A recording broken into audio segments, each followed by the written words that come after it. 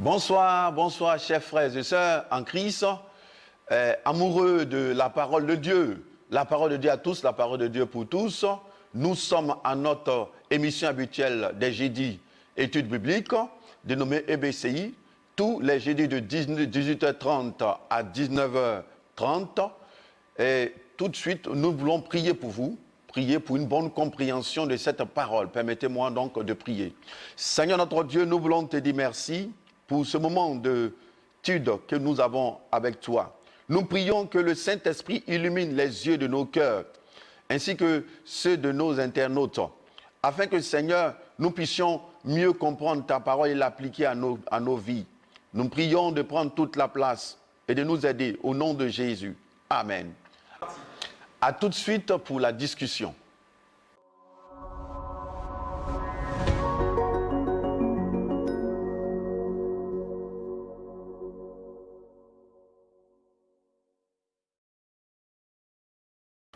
Nous sommes sur le plateau en compagnie de nos invités de ce soir, qui sont des frères de l'église du Chandelier. Bonsoir encore à eux. Bonsoir. Je suis le diacre Koudou Philippe, membre du comité de gestion. Bonsoir, je suis Madame Thiam Edwige. Je suis trésorière de l'école de la femme vertueuse de l'AOC. Bonsoir, moi c'est la sœur Grace Gay du groupe Jean. Bonsoir, c'est Kwaotano Assen, membre du groupe Jean. EBCI, chers frères et sœurs, c'est l'étude biblique communautaire internationale. C'est une étude qui se fait en 5 étapes. La première étape est une étude personnelle auquel le chrétien devait répondre à des questions pendant 5 jours. Et la deuxième étape consiste à se retrouver dans un groupe et à partager les mêmes questions. La troisième étape est l'étape qui vous permet de écouter un commentaire juste après l'étape de la classe ou l'étape en groupe, un commentaire. Vous lirez le commentaire qui est en rapport avec le texte étudié. Et enfin, la cinquième étape est c'est l'étape de la fraternité. La fraternité, une étape où l'on se côtoie, s'appelle et fait des partages. Et c'est ce qui fait la force de EBCI, Études bibliques communautaires internationales. Nous voulons demander à notre sœur, Madame Thiam, de bien vouloir prier pour la bonne compréhension de la parole maintenant. Amen, nous prions. Notre bon Père, nous te rendons toute la gloire pour ce temps que tu as bien voulu disposer. Seigneur notre roi, ta parole sera au cœur de notre discussion. Voyant que nous sommes limités, nous demandons la présence du Saint-Esprit à venir nous enseigner, à venir nous conduire dans les profondeurs de ton écriture. Seigneur Dieu vivant, nous voulons au sortir de cette étude être édifiés, non seulement nous, mais tous les téléspectateurs qui nous suivront. Que la gloire et l'honneur te reviennent au nom de Jésus. Amen. Amen. Ce soir, nous sommes toujours dans le livre de la Genèse, du chapitre 27 au chapitre 28. Dieu tend la main à Jacob est le thème qui nous est proposé. Mais avant d'entamer la question du jour, sinon les questions du jour, nous voulons répondre à la question qui nous a été posée la semaine dernière, à savoir, Isaac en répétant le péché de son père, en était-il conscient ou pas? Diacre Koudou? Bon, pour moi, il était conscient.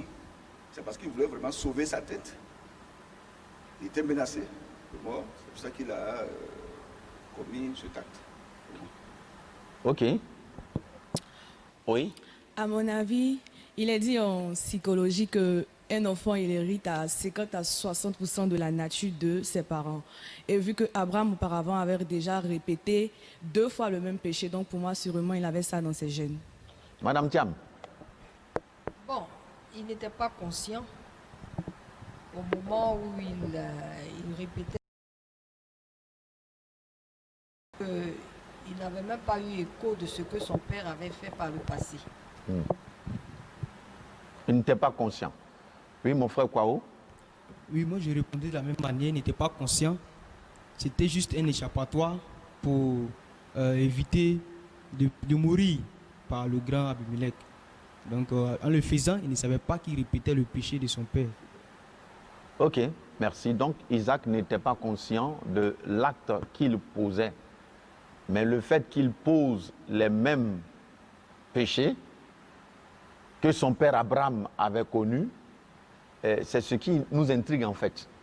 Mais comme la sœur a dit, il se pourrait que ce soit un problème purement psychologique lié à notre ADN.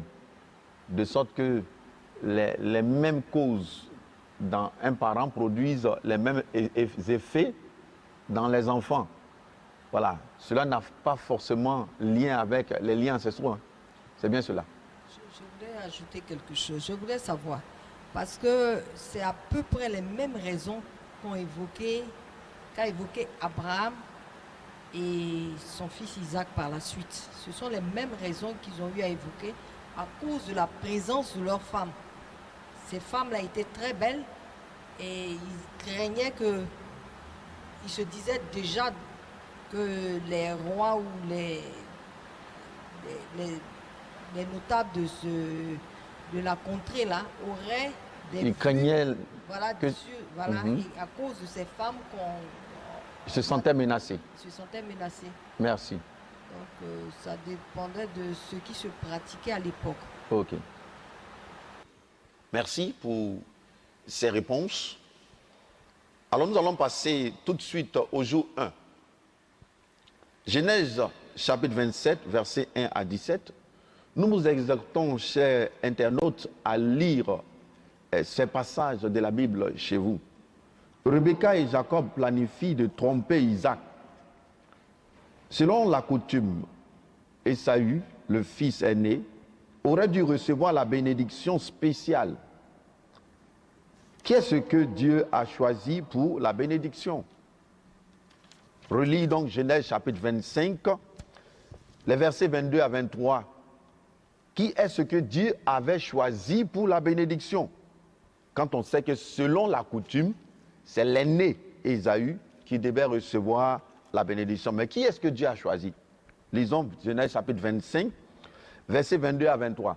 Alors je vous ai demandé au diacre Koudou, qu'est-ce que vous en pensez?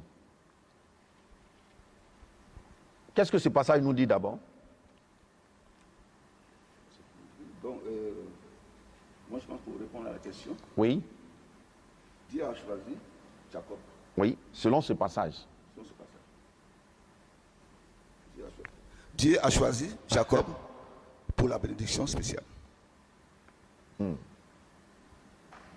Oui, selon ce passage, Dieu avait choisi. Oui, Madame Thiam? Oui, je suis d'avis avec lui. C'est Jacob que Dieu avait choisi de bénir. Mais qu'est-ce que le passage dit concrètement?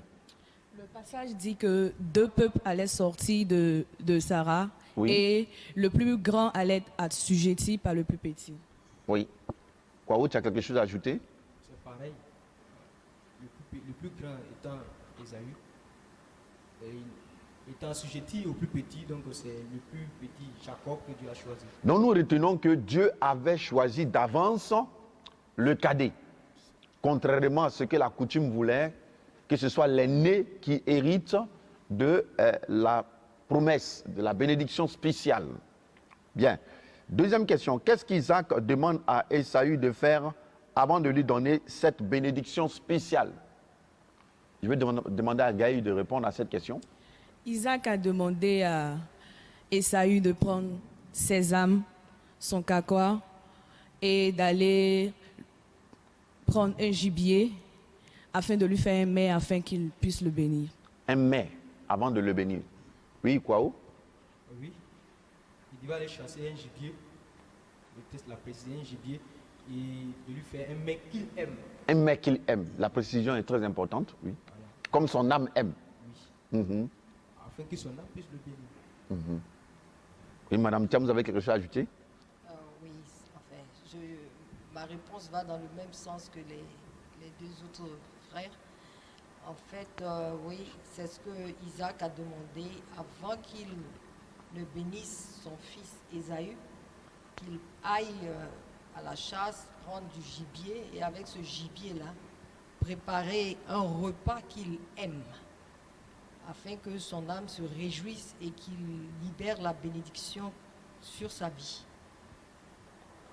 Merci. Donc, Isaac a demandé à son aîné Ésaü de lui chasser du gibier et qu'il le prépare un gibier comme son âme aime avant de le bénir. Troisième question. Qu'est-ce que Rebecca et Jacob ont planifié de faire? Selon vous, pourquoi ont-ils planifié cela? Diakoudou? Ils ont trompé. Ils ont trompé. Ésaü. Pour que Jacob reçoive la bénédiction.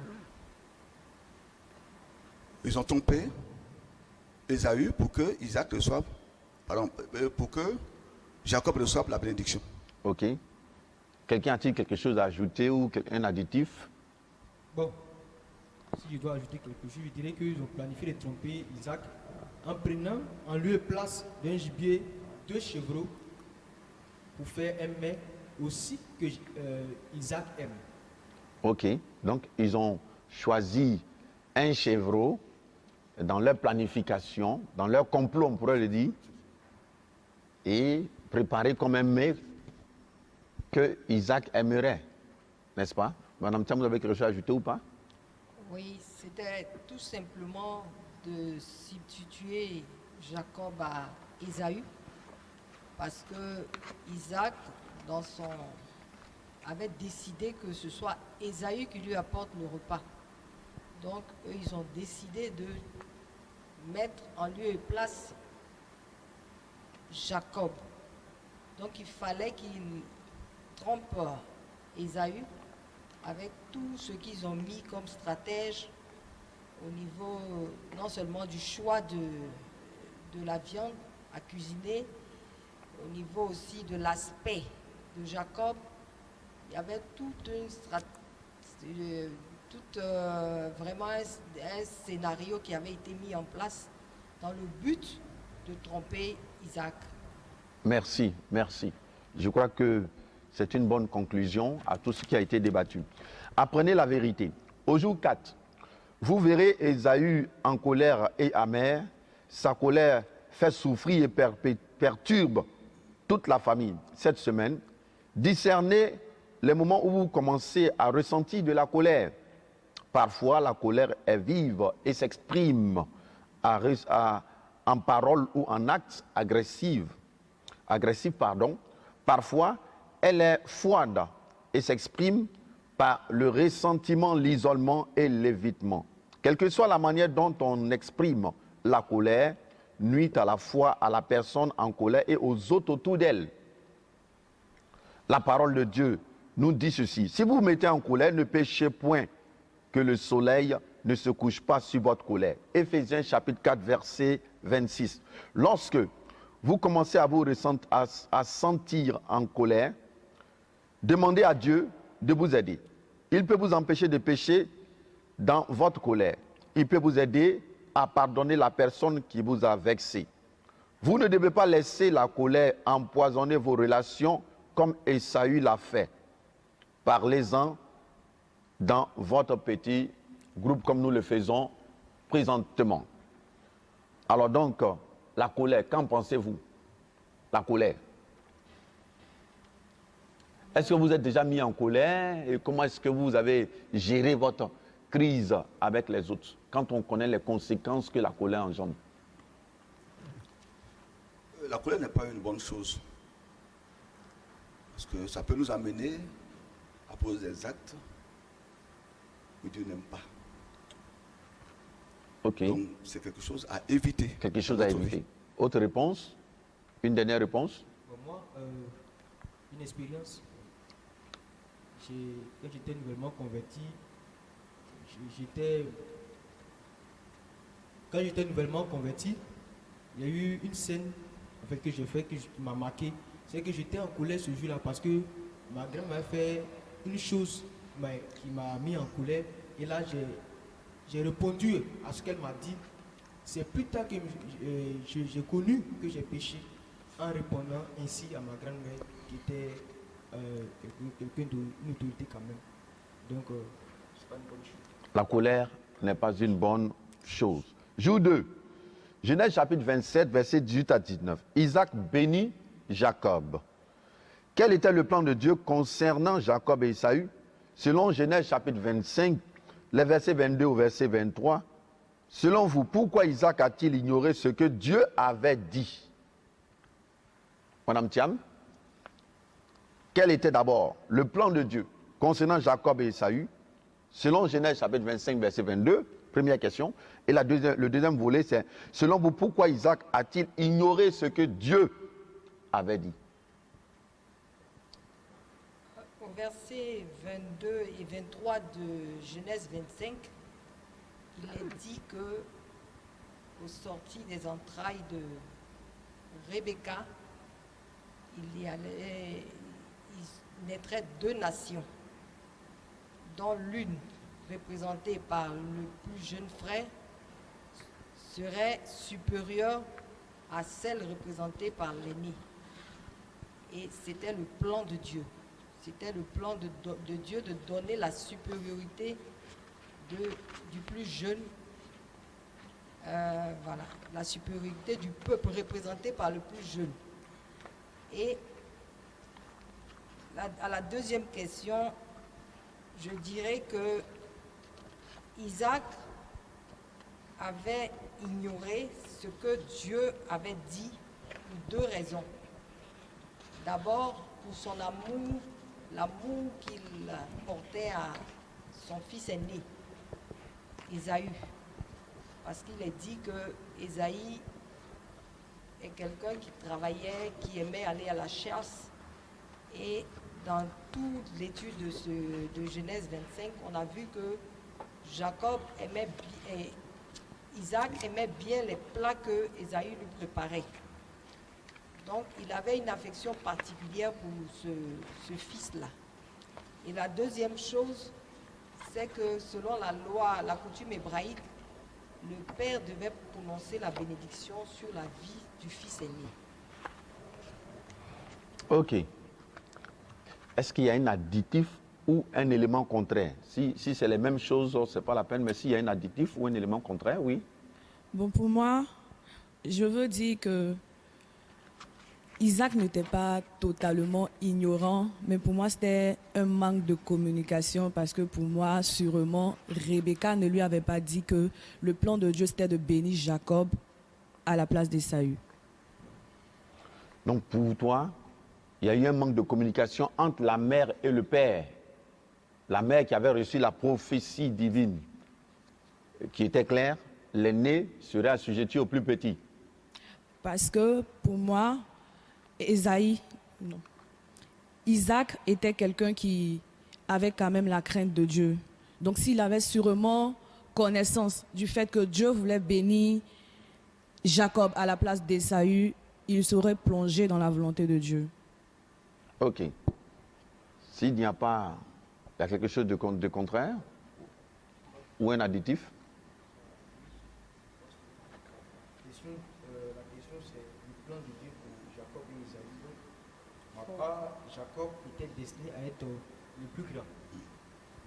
Et Ésaü le plus petit selon la prophétie de Genèse 25, 22 à 23. Mais ici, on se dit selon nous pourquoi Isaac a ignoré le plan de Dieu. Alors, dans ce cas, moi j'ai deux réponses à donner. D'une part parce que Isaac n'avait pas, comme le dit la sœur, connaissance de la prophétie. C'est peut-être que Rebecca ne lui avait pas fait part de cette prophétie-là.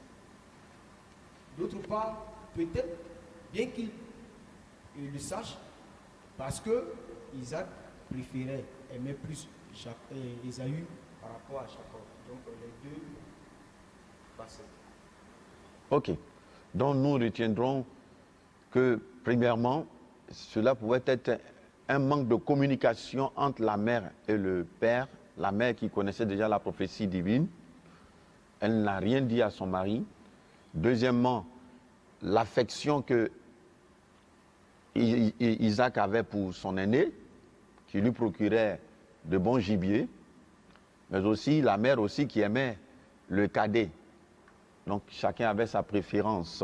Et c'est ce qui a dû jouer sur Isaac lors de la transmission de la bénédiction. Comparez la bénédiction d'Isaac dans les versets 27 à 29 avec ce que Dieu avait dit dans Genèse 25, 22 à 23. En quoi cela confirme-t-il le plan que Dieu avait pour Jacob depuis le début? En quoi est-ce que ce qui avait été annoncé dès le départ est confirmé?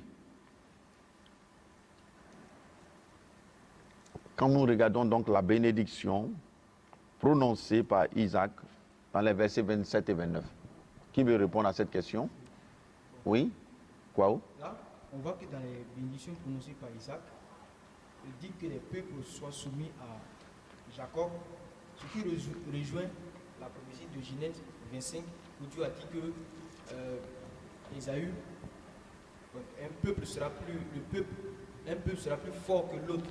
Donc le peuple du cadet sera plus fort que le peuple de l'aîné. Et aussi qui sera le maître de ses frères. D'autre part, parce que dans la bénédiction, il a dit qu'il sera le peuple. Je dis la même chose parce que c'est ce qui revient, le peuple plus fort. Donc on peut dire que Isaac confirme la promesse, la prophétie, en ce que il dit que le peuple de Jacob soit le plus supérieur, le plus grand et le maître de ses frères. Je ne sais pas si vous avez bien saisi la question. Comparez la bénédiction d'Isaac dans Genèse chapitre 27. Pendant qu'Isaac donne la bénédiction en Genèse chapitre, plutôt les versets 27 et 29 de notre chapitre 27, par rapport au chapitre 25 où la prophétie avait été faite. En quoi est-ce que cela confirme-t-il le plan que Dieu avait pour Jacob depuis le début? Avant la comparaison, moi je pense qu'il faut d'abord lire les deux versets, avoir une idée des deux versets. Dans le chapitre 25, la bénédiction de Dieu était: 2 nations sont dans ton ventre, et 2 peuples se sépareront au sortir de tes entrailles.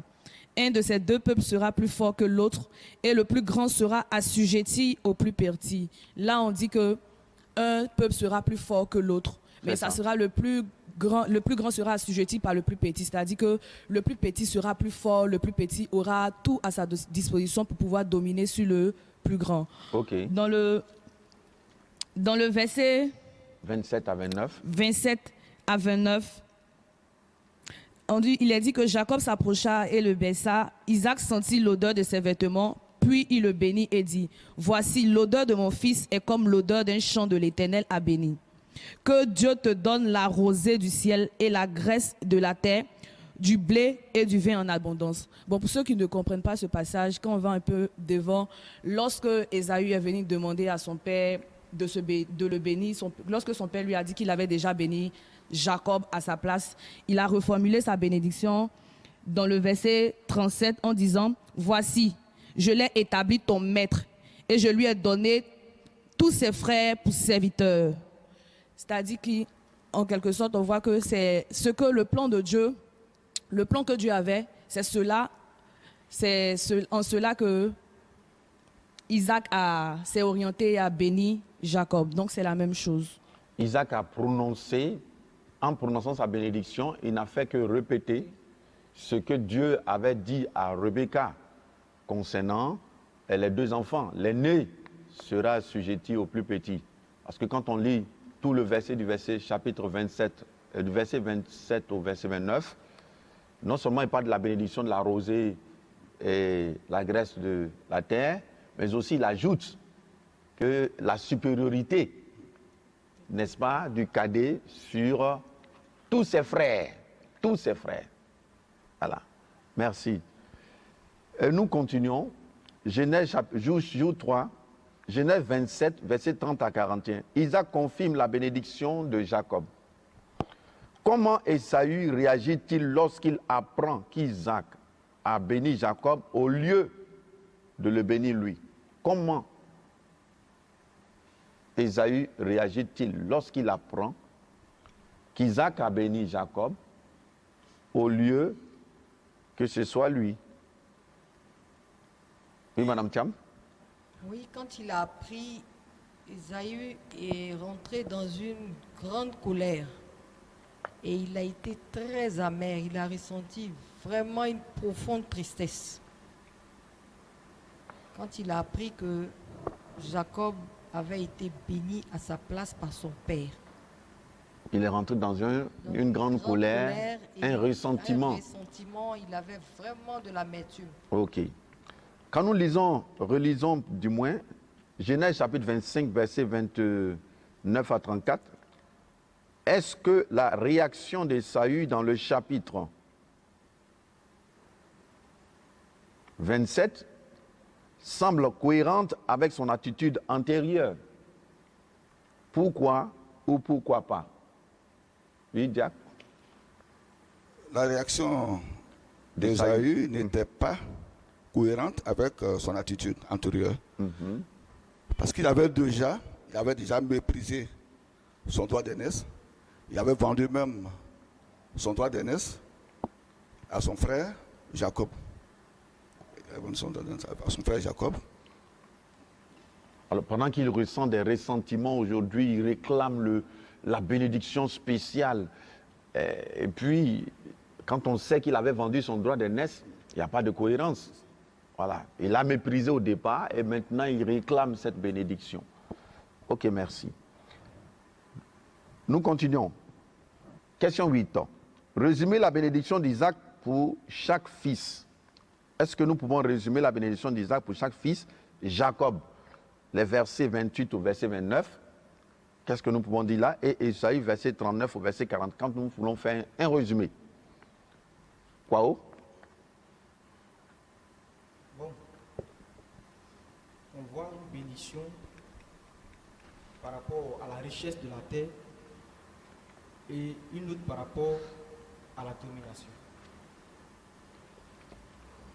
Donc, comme je le disais tantôt, on voit une bénédiction par rapport à la terre, l'abondance, et une bénédiction par rapport à la domination sur les peuples. Merci. Quelqu'un voudrait dire quelque chose? Ou bien c'est tout? Je voulais quand même dire les bénédictions prononcées par Ésaü. Pardon, Isaac. J'ai lu, j'ai noté dans la version Parole de vie, dans son Parole de vie, que Dieu te bénisse, que Dieu te donne la rosée qui tombe du ciel, des terres fertiles, beaucoup de blé et de vin nouveau, que des nations soient à ton service et que des peuples se mettent à genoux devant toi. Sois le chef de tes frères et qui se mettent à genoux devant toi. Celui qui te maudit, qu'il soit maudit. Celui qui te bénit, qu'il soit béni. C'était vraiment fort. Et c'est pour ça que j'ai voulu le dire. Pour souligner ces bénédictions que Isaac a prononcées sur son fils. Et comment on pourrait résumer toutes ces bénédictions qu'il a prononcées? Alors je voudrais vous aider un peu. Pour résumer, je pense que Isaac, en prononçant ces bénédictions, on peut les résumer en 4 éléments. Premièrement, ces bénédictions sont la prospérité matérielle. La prospérité matérielle. Deuxièmement, la priorité parmi les nations. La priorité parmi les nations. Troisièmement, la priorité au sein de la famille. Et au sein de la famille. Et puis enfin, la capacité de transférer les bénédictions de Dieu à d'autres. Voici les 4 éléments qui résument la bénédiction reçue par Jacob, par le canal de son père Isaac. Nous poursuivons. Nous sommes au jour 4. Jour 4, Genèse chapitre 27, verset 41 au chapitre 28, verset 5. Ésaïe planifie de se venger. Quelle est l'attitude d'Ésaü envers Jacob? Quelle est l'attitude d'Ésaü envers Jacob? Oui, Dans le verset 41, il est dit « Ésaü conçut de la haine contre Jacob à cause de la il bénédiction. conçut de la haine. » Et ensuite, on dit, il est dit que et Ésaü disait en son cœur, les jours du deuil de mon père vont approcher et je tuerai Jacob. En plus de la haine, il envisageait le tuer. Ok. Un additif? Pas d'additif? Ok. Question 10. Qu'est-ce que Ésaü envisage de faire? Qu'est-ce qu'il envisage de faire? Oui, Madame Gay? Il envisage de tuer son frère Jacob. Il envisageait de tuer son frère Jacob à cause de la bénédiction que son frère Jacob, selon lui, l'avait usurpée. Donc, il envisage donc de tuer son frère Jacob. Question 11. Comment Rebecca tente-t-elle d'empêcher Ésaü d'exécuter son plan? Oui, Diakoudou? Rebecca a demandé à son fils d'aller pour un temps se réfugier sur son frère Laban. Donc Rebecca demande Voilà. à Jacob, son fils cadet, d'aller en exil chez son oncle Laban. Bien entendu. Question 12. Comment Isaac retient-il Rebecca dans son plan? Frère Kwaou, comment Isaac du moins soutient-il Rebecca dans son plan? Comment elle a soutenu? En demandant à Isaac, plutôt Jacob, de ne pas se marier avec les filles de la terre de Canaan, mais d'aller plutôt chez le frère de sa femme Rebecca, chez Laban, pour prendre une épouse. Donc on lui reprochait un manque de communication avec son mari, mais ici au moins nous sentons qu'elle et son mari sont sur la même longueur d'onde. Elle voudrait que son fils ne prenne pas une femme parmi les Cananéens, et ce qui était la volonté aussi d'Isaac. Ok. Et à la suite même, il répète encore la bénédiction que Dieu avait fait à Abraham. Très bien. Ok. Nous sommes enfin au jour 5. Genèse chapitre 28, versets 6 à 22. Dieu apparaît à Jacob. Verset 13. Sinon, question 13. Qu'est-ce que Dieu promet à Jacob dans son rêve?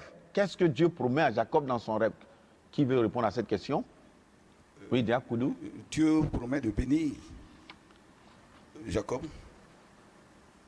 Dieu promet de bénir Jacob. Dieu promet de bénir Jacob. Quelqu'un a quelque chose à dire?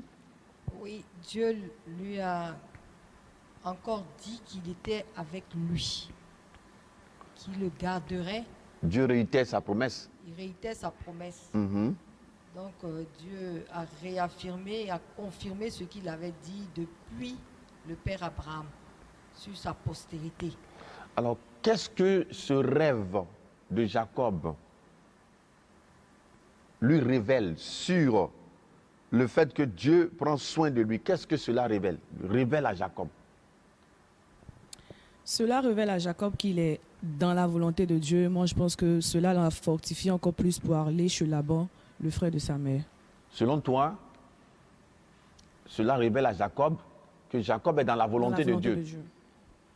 Et qui a quelque chose à ajouter? Ou quelque chose d'autre à dire? Qu'il a la bénédiction de Dieu et que coûte, ce que Dieu avait prédit sur lui arriverait. Est-ce que cela ne pourrait pas supposer, c'est-à-dire si nous nous mettons dans la peau de Jacob, que Dieu est dans mon affaire, Dieu est avec moi. Est-ce que cela ne pourrait pas aussi révéler cela? Pour moi, si ça révèle cela. C'est juste que là, c'était les parents. Maintenant, Dieu aussi apparaît dans son rêve. Est-ce que cela ne pourrait pas dire à Jacob que Dieu est dans mon affaire, Dieu est avec moi? Peut-être qu'il ne savait même pas que Dieu était avec lui, mais maintenant Dieu se révèle à lui pour lui montrer qu'il est là, qu'il est présent. Là, bien sûr, parce que lui-même va se rendre compte que là où il était, Dieu était là. Donc, Ok. il pouvait se dire que partout où je vais, Dieu est avec moi. Ok, Si vous me permettez, je vais lire le verset 15 ok, où Dieu dit, voici, je suis avec toi. Je te garderai partout où tu iras mhm, et je te ramènerai dans ce pays. mhm. Car je ne t'abandonnerai point que je n'ai exécuté ce que je te dis. Amen. Ok, Donc ce sont des paroles fortes, des paroles d'encouragement, des paroles d'assurance que Dieu a prononcées à Jacob. Et ça lui donnait vraiment la force de marcher en toute quiétude. En quoi est-ce que... Oui, tu veux dire quelque chose? Je voulais dire que peut-être c'était sa première révélation avec Dieu. Sa première expérience avec Dieu, c'était la première fois que Dieu se révèle à lui. C'est-à-dire, donc c'était vraiment quelque chose de particulier. Le fait que oui, tu entends parler de Dieu, mais qui se révèle lui-même à toi et te dise que je suis avec toi. Il y a une certaine assurance et une certaine confiance, quoi. Ok, ça aussi c'est très important. Peut-être sa première expérience. Il avait toujours connu Dieu comme étant le Dieu de ses pères. Ce sont ses parents qui lui ont appris à connaître Dieu. Mais maintenant, lui-même fait une expérience personnelle avec Dieu. Voilà, nous sommes chargés en tant que parents de communiquer à nos enfants la connaissance de Dieu. Mais il faut que ces personnes parviennent elles-mêmes à faire une expérience personnelle avec ce Dieu. C'est ce que Jacob est en train de faire maintenant. Et nous nous rendons compte donc qu'il n'a pas une très bonne connaissance de Dieu. Très bien. En quoi est-ce que cette expérience a pu entraîner un changement dans la relation entre Jacob et Dieu? En quoi est-ce que cette expérience a entraîné un changement dans la relation entre Jacob et Dieu? Oui. On voit dans le texte que Jacob lui-même, après cette expérience, il dit qu'il fait un vœu, il dit que l'Éternel, si l'Éternel est avec lui, l'Éternel sera son Dieu. Donc, quelque part, en ce qu'il fait de Dieu, qui était le Dieu de ses pères, son Dieu également. Il fait de Dieu son Dieu. Voilà. Il est le Dieu de ses pères, maintenant, Mhm. il s'approprie. Mais à condition que Dieu le bénisse. Exactement ça aussi. À condition que Dieu le bénisse. Je pense qu'à cet instant-là, c'est comme si Jacob avait une révélation. Il prenait conscience même de l'existence de Dieu, de la réalité de Dieu. Il a entendu parler de Dieu par ses parents, Mhm. mais maintenant il vivait même la présence de Dieu, l'existence de Dieu. Ce Dieu dont on parlait, c'est un Dieu vivant. Mhm. Il est réel. Il est réel. Donc ça a été comme ça paraissait à sa conscience et il a vécu ça de façon réelle, de façon palpable. Donc ça a été une expérience forte pour lui. Ouais, je crois Parce que qu'il s'est dit, Dieu est vivant à cet endroit et je ne le savais pas. Mhm. Voilà, il a vécu ça de façon forte. Ok. Mhm. Moi, je suis tout à fait d'accord avec eux. Mais il est même allé un peu loin en dressant un hôtel. Je pense, en dressant un hôtel. Bien sûr. La pierre qui était à son chevet, il a pris. Et dans ce lieu, il a déposé. Il a même versé de l'huile dessus. C'était pour dresser un hôtel, pour dire que Dieu était dans ce lieu et que Dieu était avec lui. Ok. Donc, du coup, il y a une relation vivante, une communion vivante qui naît entre Jacob et le Dieu de ses pères. Du coup, l'Éternel devient le Dieu de Jacob. Alors, 16e question. Qu'est-ce qui suggère dans ce passage que Jacob a toujours besoin de grandir dans la foi? Qu'est-ce qui suggère dans ce passage que Jacob a toujours besoin de grandir dans la foi? Que sa foi était encore faible. Jacob tout de suite n'a pas cru à la promesse de Dieu. Est-ce qu'il n'a pas cru? Il a cru, mais il doutait quant à la réalisation de cette promesse. Mais qu'est-ce qui montre qu'il doutait? Il a conditionné son engagement vis-à-vis de Dieu par rapport à ce que ces promesses-là se réalisent. Il voulait voir avant de s'engager totalement. Dieu. Oui, oui. Il ne s'est pas limité seulement à entendre la promesse de Dieu, mais il voulait que ça se matérialise, que ses yeux voient ce que Dieu avait dit. Oui. Pour rejoindre ce qu'elle a dit, il a dit que Jacob fit un vœu en disant, si Dieu est avec moi et me garde pendant ce voyage que je fais, il me donne du pain à manger et des habits pour me vêtir. Et si je retourne en paix à la maison de mon père, alors l'Éternel sera mon Dieu. Là, il ne manifeste pas la foi parce que la foi, ça voit la fin avant le commencement. C'est de croire avant l'accomplissement. Ça dit juste que là, il n'a pas encore pris Dieu pour son Dieu. Mais il attend de voir Dieu à l'œuvre dans sa vie avant de s'engager pleinement que l'Éternel serait mon Dieu. Et cela donc nous montre clairement qu'il n'y avait pas une véritable connaissance de Dieu. C'est maintenant qu'il apprend à connaître Dieu et il va approfondir sa connaissance de Dieu, mais de façon conditionnée. Si toutefois, Dieu le visite, Dieu le bénit, Dieu le protège. Ok. C'est bon? Y a-t-il quelque chose à ajouter? C'est bon. Appliquer la vérité. La famille d'Isaac et de Rebecca avait des problèmes. Les membres de la famille ne communiquaient pas. Ils se sont mentis les uns aux autres. Les parents préféraient chacun un enfant à l'autre. Les enfants étaient en conflit. Ces problèmes familiaux ont eu des conséquences à long terme. Pensez à votre propre famille. Est-ce que votre famille a un problème similaire à celui de la famille d'Isaac et de Rebecca? Quelles mesures pourriez-vous prendre cette semaine pour améliorer les relations dans votre famille? Parlez-en à Dieu avec son aide et essayez de faire au moins une chose pour améliorer la situation. Ensuite, parlez-en à votre petit groupe. Alors, tout de suite, nous voulons passer à des vérités. Nous passons à présent aux questions et vérités bibliques. Alors, après cette étude, y a-t-il des questions qui ont retenu votre attention? Diakoudou, vous voulez poser une question? Oui, j'ai une question. Oui. Quand j'ai parcouru les deux chapitres, il y a une question qui m'est venue en tête, OK. qui est la vision de l'échelle. Dans le chapitre 28, verset 12, on a dit que il y a une échelle qui était dressée et qui montait de la terre au ciel. Et les anges montaient et descendaient par rapport à cette échelle. Oui, la question. Bon, je voulais avoir le sens spirituel parce que j'ai essayé de lire, je ne comprenais pas bien. OK. Y a-t-il un sens spirituel selon vous? Est-ce qu'il y a un sens spirituel? Quelqu'un peut répondre? Oui, Madame Thiam. Pour moi, l'échelle signifie la relation entre Dieu et les hommes. La vision de l'échelle. La vision de l'échelle.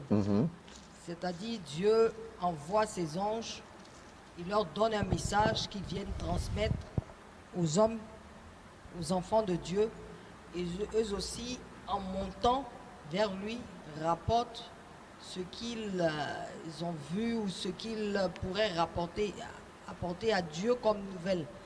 Donc l'échelle pour moi signifie... La vision de l'échelle.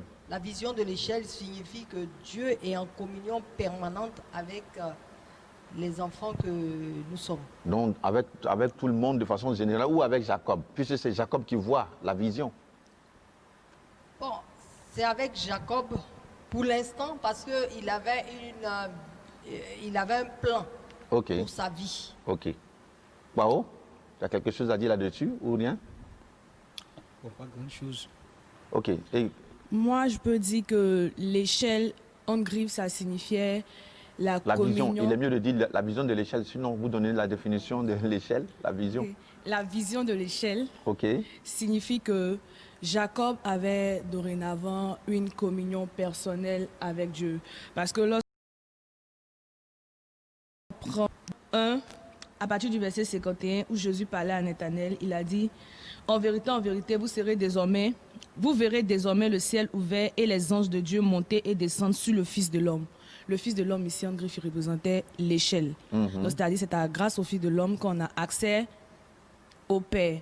Mais là, il n'y avait pas de personne, c'était une échelle. Donc, moi, l'échelle était entre la terre et le ciel. Donc, c'était la communion directe qu'il avait dorénavant avec Dieu et lui, quoi. Très bien. Donc on peut retenir que selon l'application que Jésus-Christ en fait dans ce passage de Jean à Nathanaël, vous verrez désormais les anges monter et descendre sur le Fils de l'homme, c'est ça? C'est bien cela, c'est ce que Jésus a dit. Vous verrez des anges monter et descendre sur le Fils de l'homme. Donc cela parlerait de la communion entre l'homme, de façon générale, et Dieu. Et ici, donc Jacob, désormais, Jésus, comme Jésus l'a dit, le ciel ouvert. Jésus a dit, vous verrez le ciel ouvert. Donc nous pouvons parler donc de communion entre Jacob et Dieu. Si nous voulons donner une signification, bien sûr, parce qu'il n'y a pas quelque chose qui nous le dit dans le texte. Alors nous pouvons simplement dire que le ciel est ouvert désormais pour Jacob, simplement. Le ciel est ouvert et qu'une communion entre lui et Dieu, une communion vivante, existe. Merci. Y a-t-il des vérités qui ont retenu notre attention? Oui? Wow. Quelle vérité? Alors, ma question est la suivante. Isaac avait-il besoin de manger du gibier avant de bénir son fils Ésaü? Très bonne question. Vu sur le plan humain, il est bien évident que celui qui prononce la bénédiction, qu'il soit dans des conditions favorables, c'est-à-dire qu'il soit content de celui à qui il prononce la bénédiction. Et là, ce qui réjouissait le cœur d'Isaac, c'est lorsqu'il mangeait le gibier préparé dans le mets, avec le mets qu'il aimait. Donc, c'est bien évident qu'il avait voulu cela pour qu'il puisse déclencher cette bénédiction-là sur la vie de son fils Ésaü. Mais ce n'était pas le plan de Dieu. Il n'était pas dans le plan de Dieu en ramenant cette bénédiction-là à sa propre Satisfaction, ses intérêts à ses personnels. propres intérêts personnels. Il aurait dû s'inscrire dans le plan de Dieu, et le plan de Dieu était celui de choisir Jacob pour être béni, pour recevoir la bénédiction spéciale que Dieu avait prévue depuis le sein, lorsqu'ils étaient dans le sein de Rebecca. Ok. Dormait. Alors, pour répondre à cette question de notre chef frère, je crois que ce que Mme Thiam a donné comme réponse est quand même une bonne réponse, puisque le texte ne nous donne pas d'autres informations. C'est quand même un peu curieux que Isaac voudrait d'abord une certaine satisfaction personnelle avant de transmettre cette bénédiction spéciale. Abraham l'a fait à Isaac, il n'a pas demandé du gibier, mais à son tour, il demande du gibier. Bon, c'est un peu curieux. Cependant, mais on peut retenir quand même un principe dans ce fait, que l'homme a besoin quand même d'avoir le cœur réjoui avant de libérer de bonnes paroles ou des bénédictions. Quand le cœur de l'homme est meurtri, comment voulez-vous que quelqu'un qui est meurtri puisse vous apporter, n'est-ce pas, de bonnes paroles ou vous bénir? C'est en cela que la Bible nous dit, enfants, obéissez à vos parents, afin, n'est-ce pas, d'être heureux, c'est-à-dire d'avoir le bonheur et de vivre longtemps. Un enfant qui ne fait que créer des problèmes à ses parents, les parents ne sont pas contents, ils ne sont pas satisfaits de lui, comment pourrait-il être heureux? Il n'a même pas leur bénédiction. Voyez-vous? Et la Bible nous dit également de respecter nos conducteurs afin qu'ils fassent le travail que Dieu leur a donné avec plus d'aisance, qu'ils ne le fassent pas en gémissant, parce que notre attitude peut amener le leader, le pasteur, à gémir, à gémir. Quand un homme de Dieu gémit, ça n'apporte pas une bénédiction sur notre vie. Mais au contraire, si nous posons des actes qui réjouissent leur cœur, ce sont des bénédictions. Sans même le vouloir, le Seigneur bénit le frère tant, bénit la soeur tant.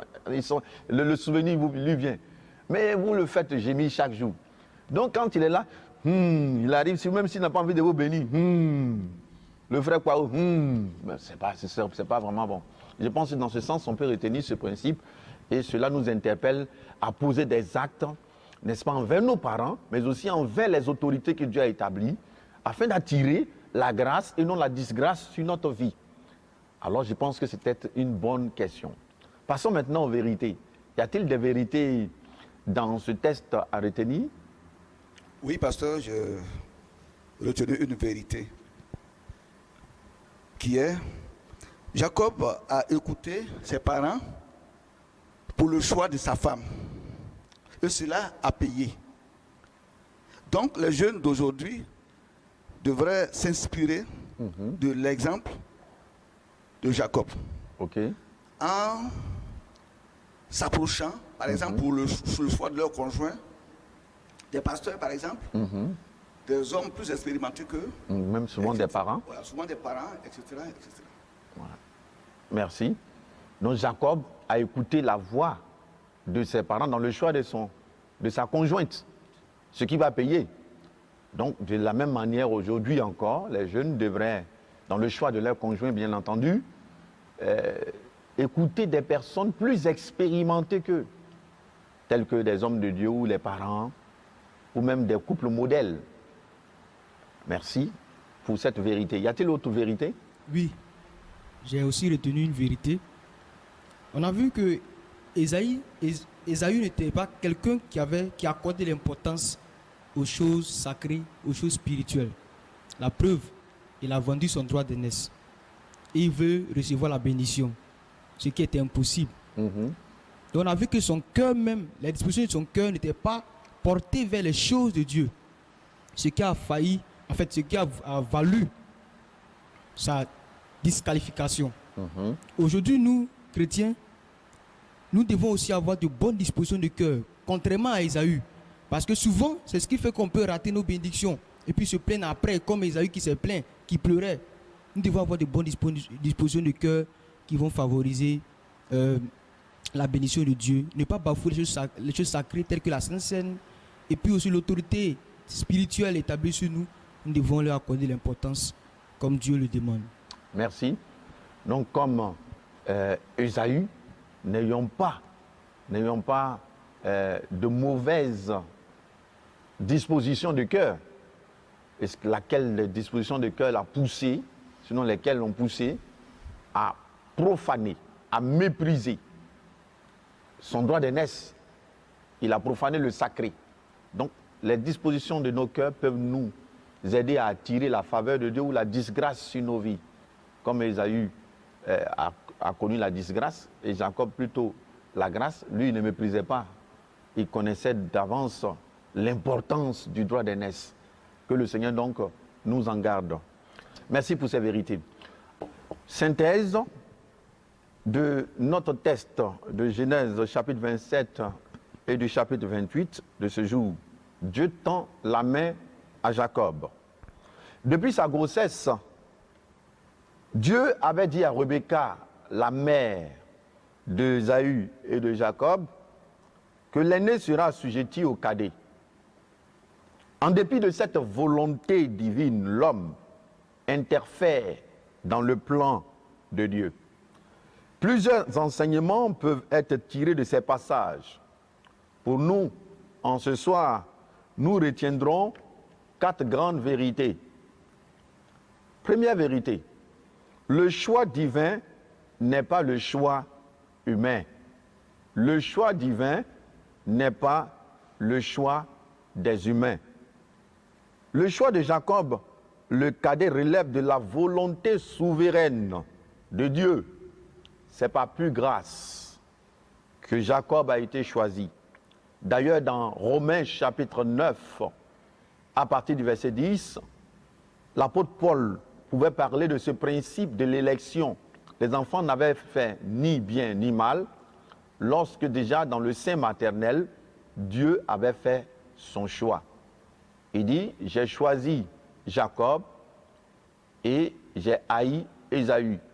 Cela signifierait simplement, j'ai préféré Jacob et non Ésaü. Donc, ce n'est pas plus grâce que Dieu choisit. Et le choix de Dieu ne dépend pas forcément des coutumes des hommes. Les hommes ont des principes, à savoir l'aîné d'abord. Dieu a ses principes, les siennes, sinon les siens.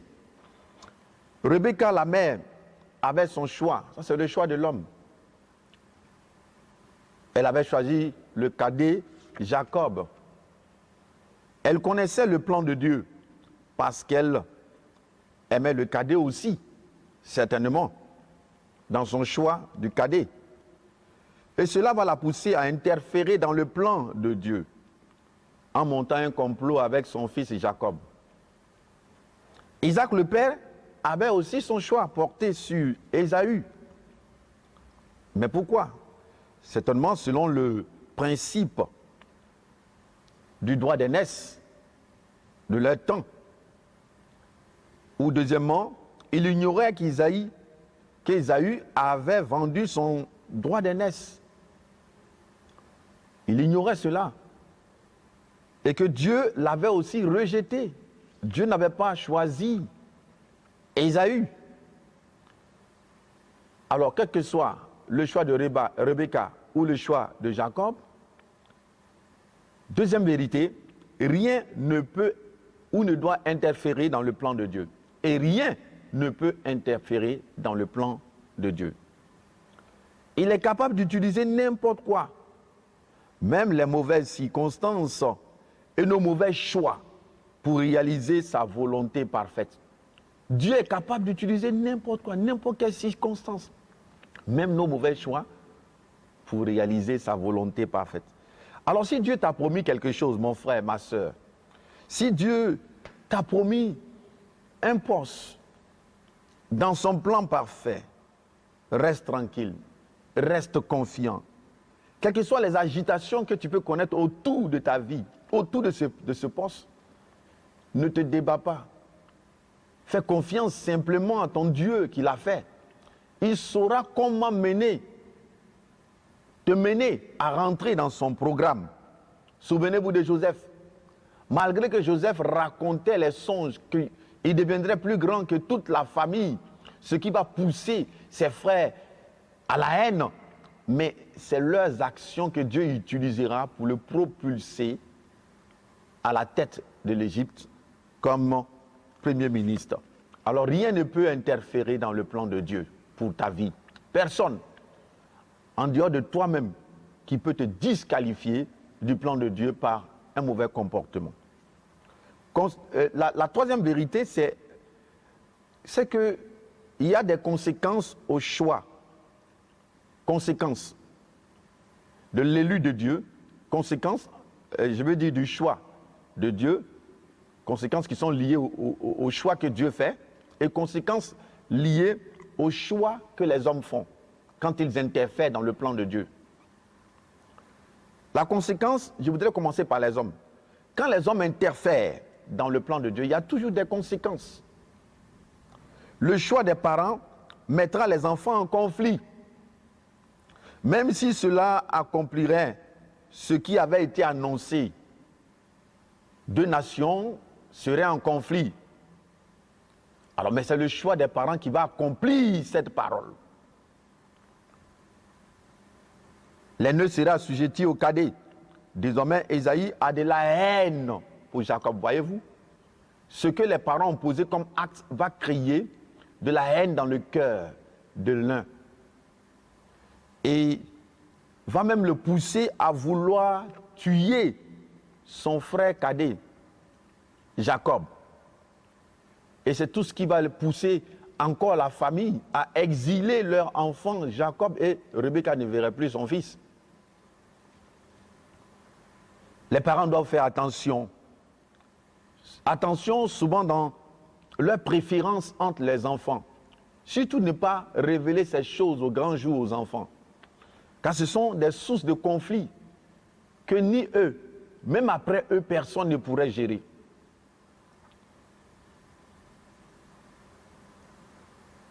Conséquence du choix de Dieu.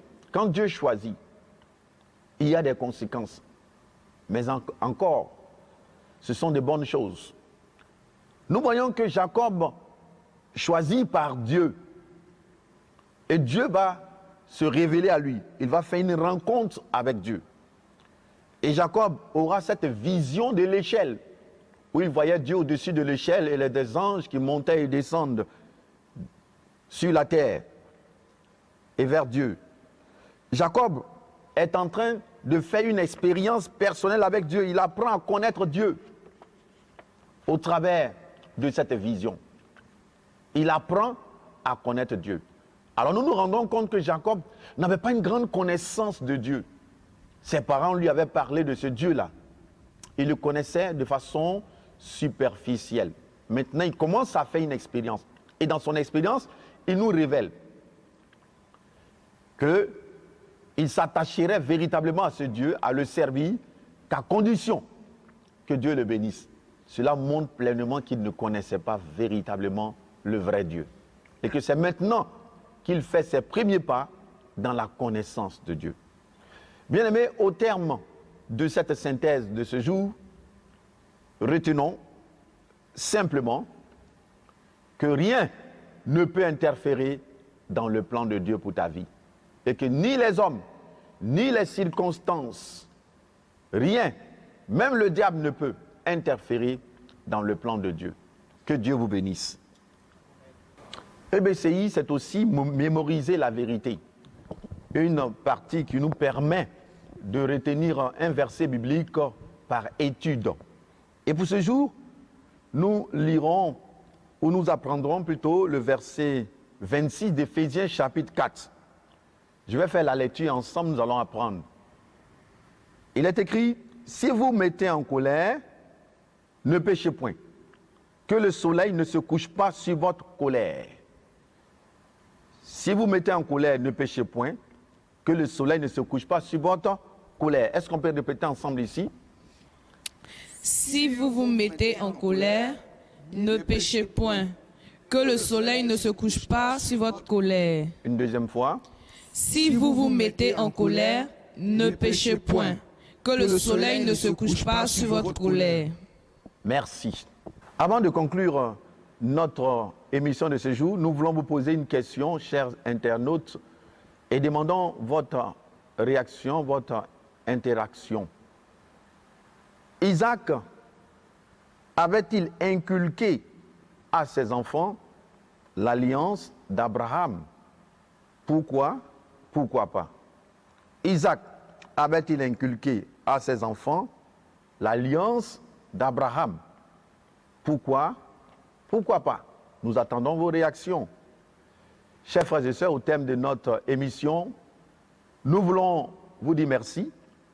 Vous qui avez pris du temps pour nous accompagner dans cette émission, nous pensons que cette étude vous a fait du bien et notre prière, c'est que chacun mette en pratique ce que nous avons entendu. Et que Dieu vous bénisse. À la semaine prochaine.